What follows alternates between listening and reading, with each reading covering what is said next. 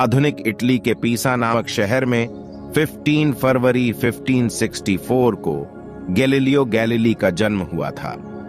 अधिकांश लोग गैलीलियो को एक खगोल विज्ञानी के रूप में याद करते हैं जिसने दूरबीन में सुधार कर उसे अधिक शक्तिशाली और खगोलीय प्रेक्षणों के लिए उपयुक्त बनाया और साथ ही अपने प्रेक्षणों कसे ऐसे चौंकाने वाले तथ्य उजागर किए जिससे खगोल विज्ञान को नई दिशा दी और आधुनिक खगोल विज्ञान की नींव रखी। गैलीलियो गैलीली के बारे में बहुत कम लोग ये जानते होंगे कि खगोल विज्ञानी होने के अलावा वो एक कुशल गणितज्ञ, भौतिकविद और दार्शनिक थे जिसने यूरोप की वैज्ञानिक क्रांति में महत्वपूर्ण योगदान दिया था।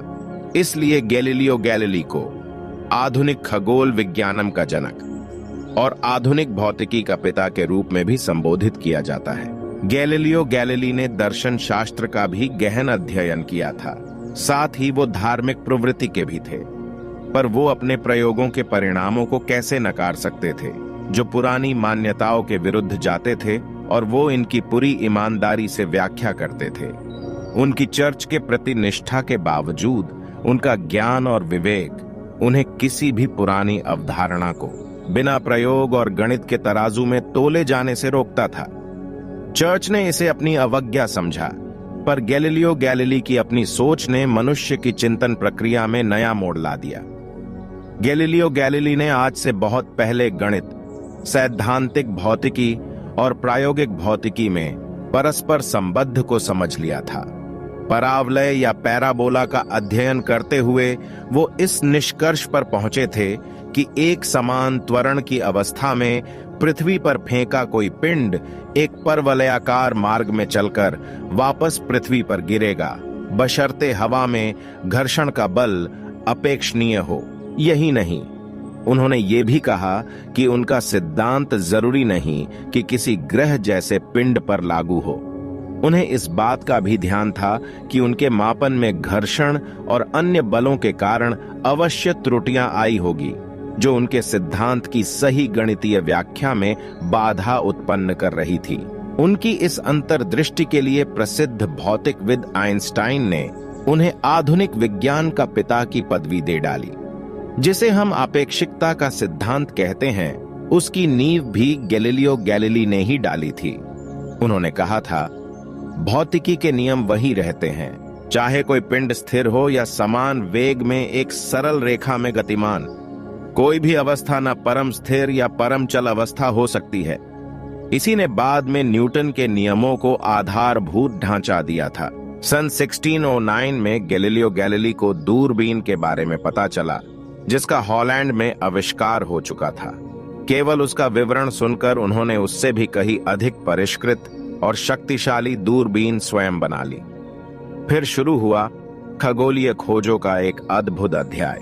गैलीलियो गैलीली ने चांद देखा, उसके उबड़ खाबड़ खड्डे देखे। उन्होंने बृहस्पति ग्रह को अपनी दूरबीन से निहारा।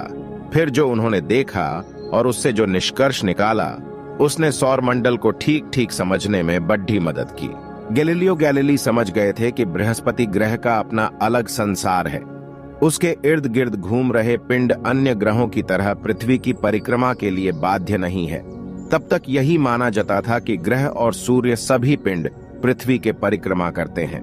हालांकि निकोलस कोपरनिकस गैलीलियो से पहले ही ये कह चुके थे कि ग्रह सूर्य की परिक्रमा करते हैं, न कि पृथ्वी की, लेकिन इसे मानने वाले बहुत कम थे। गैलीलियो की इस खोज से सौरमंडल के सूर्य केंद्रित सिद्धांत को बल मिला था। इसके साथ ही गैलीलियो ने कोपरनिकस के सिद्धांत को खुला समर्थन देना शुरू कर दिया था। यह बात तत्कालीन वैज्ञानिक और धार्मिक मान्यताओं के विरुद्ध जाती थी। गैलीलियो के जीवन काल में इसे उनकी भूल ही समझा गया। सन 1633 में चर्च ने गैलीलियो को आदेश दिया कि वो सार्वजनिक रूप से कहे कि ये उनकी सबसे बड़ी भूल है। उन्होंने ऐसा ही किया, लेकिन फिर भी उनको कारावास दे दिया गया। बाद में कारागार में रहते हुए उनका स्वास्थ्य बिगड़ गया तो उन्हें गृह कैद दे दिया गया, जिसमें उनको घर पर ही कैद में रखा गया।